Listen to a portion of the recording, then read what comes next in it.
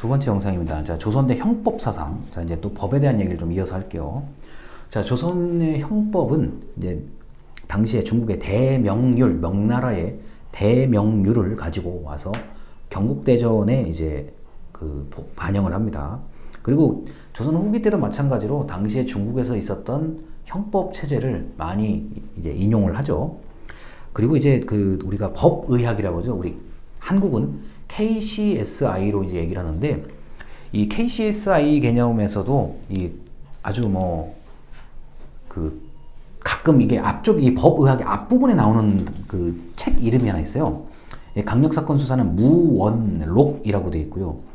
이걸 이제 좀 더 개편, 좀 더 늘려가지고 증수무원록 대전이라고 합니다. 우리 과학수사 KCSI를 혹시 관심 있으신 분이라든가 법의학, 우리가 이렇게 사람을 이렇게 해부하거나 과학적 증거를 찾는 그런 그 책을 아무거나 하나 보시면 앞쪽에 한국의 무슨 과학수사 역사 같은 게 있을 거예요.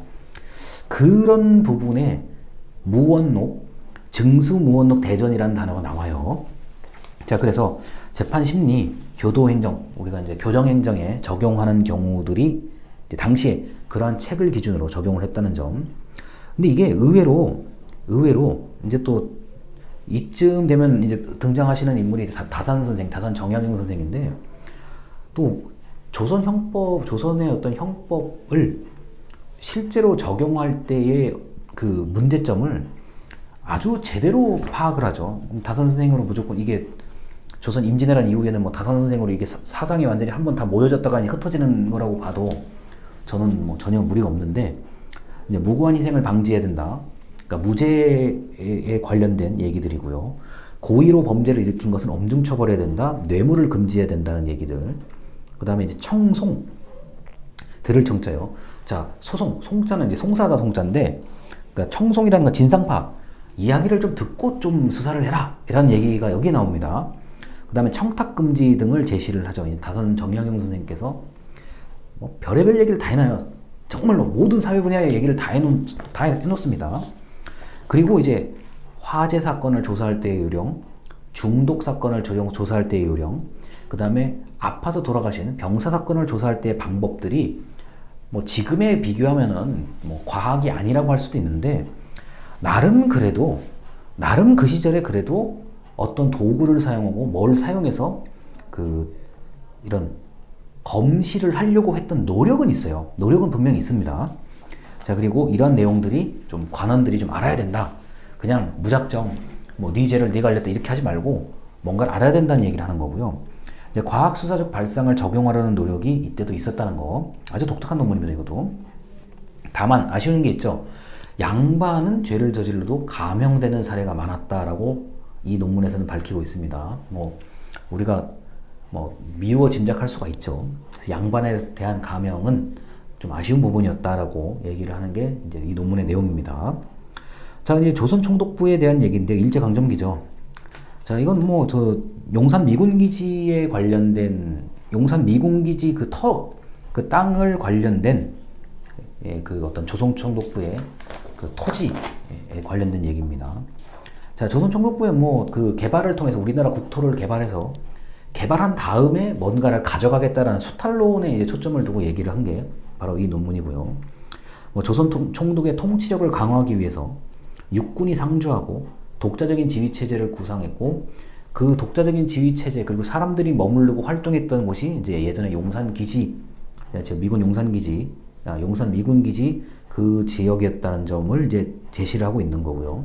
자, 이 논문에서는 또 용산 미군기지가 완전히 이제 평택으로 이전하게 되면 그 땅을 어떻게 활용할 것이에 대한 현실적인 아이디어도 있습니다, 이 논문에. 근데 이 논문의 중점은, 자, 우리나라 전역을 모든 것을 개발해서 그로부터 나오는 것을 빼앗아 가겠다는 수탈론에 좀 초점이 맞춰져 있는 논문이에요. 자, 이어서 바로 얘기를 합니다. 일제강점기 그럼 토지조사는 어떻게 됐냐?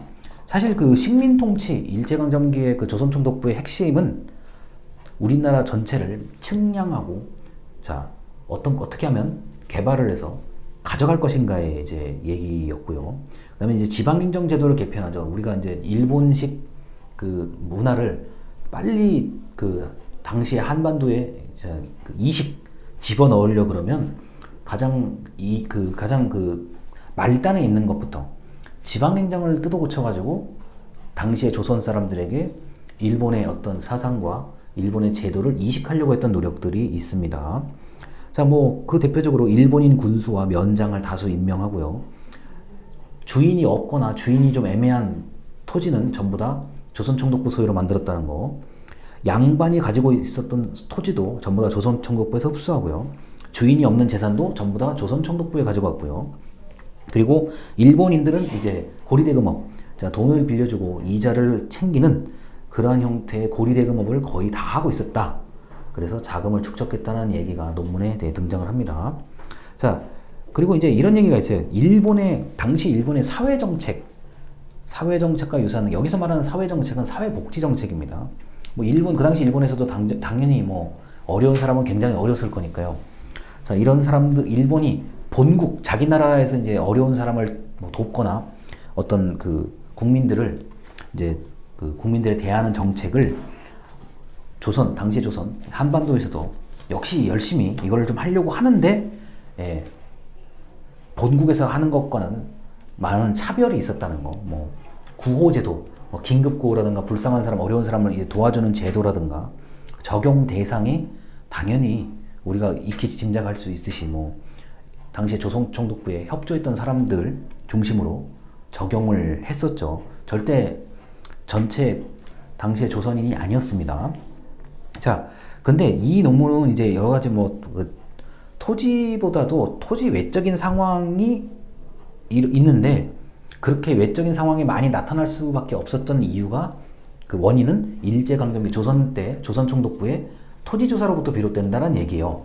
그만큼 토지조사가 광범위하게, 그리고 뭐 집이든 뭐 건물이든 뭐 땅이든 뭐든 좀 이게 출처가 불분명하다 그러면 모두 조선총독부 걸로 만드는 등 뭐 여러 가지 얘기들이 있고요. 그리고 이제 제가 여기 이 논문에서는 언급이 안 되지만 제가 덧붙여 말씀을 드리면, 종교기관도 뭐 어떻게든지 장악을 해서 거기서 또 전파를 시키려고 노력도 하고요. 굉장히 사회 각 분야마다 곳곳에 전부 이런 조선총독부의 어떤 강압이라든가 뭐 억압이라든가 만행들이 굉장히 뿌리 깊게 있어요. 아주 뿌리가 깊은 거예요. 그래서 이 일제강점기 쪽에 뭐 어떤 관심이 있으신 분이라고 하면은 다행히 뭐 지난번에 말씀드린 그러한 사이트를 보시면 뭐 별의별 얘기가 다 나와요. 그래서 당시의 신문부터 보시면은 굉장히 재밌는 이야기들이 많이 있습니다. 자, 그리고 또 계속 이어서 말씀드리겠습니다. 일제강점기 소방. 자, 소방제도인데, 우리 뭐 소방의 역사가 우리나라에서 이제 경찰에 이렇게 같이 있다가 우리가 해방 이후에 소방이 이렇게 떨어져 나오게 되거든요. 자, 소방의 역사에 대해서는 이제 이 논문에서는 미 군정기에 간행된 신문 기사를 인용을 했습니다. 굉장히 좋은 방법이에요. 왜냐면은 지난번에 알려드린 그 사이트 중에 하나가 그렇게 큰 노력을 들이지 않고 검색어만 제대로 입력하면 그 날짜에 해당되는 뭐 좋은 내용들이 많이 검색이 돼요. 그래서 꼭 여러분들이 옛날 연구를 하신다, 근대 시기, 뭐 일제강점기부터 6.25 전까지 미 군정기 끝날 때까지 연구를 하신다 그러면 역사 데이터베이스와 같은 공개된 자료를 많이 이용하시는 게 좋습니다. 자, 이 논문에 이런 게 나오죠. 인구 과밀 현상이 시작되었다. 그러니까 농촌에서 도시로 점차 올라오는 사람이 늘어났다는 얘기. 그 다음에 당시의 대형 건축물.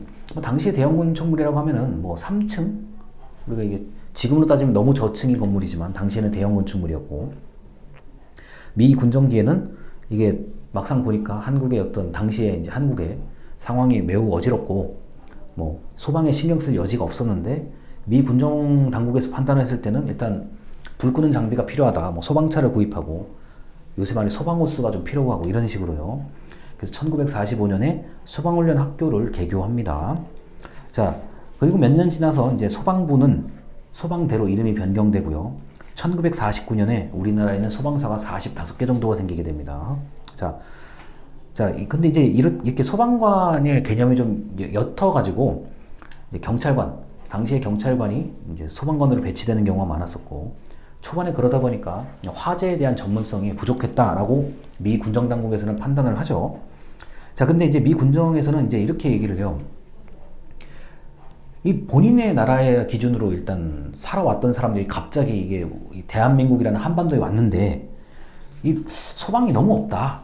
일단 장비부터 사서 다 갖춰놓고 이 미 군정당국도 굉장히 급하게 만든 거예요. 야, 서울도 있어야 되겠고, 근데 서울은 이게 땅이 뭐 이제 사람이 많으니까 하나 더 만들자, 더 만들자.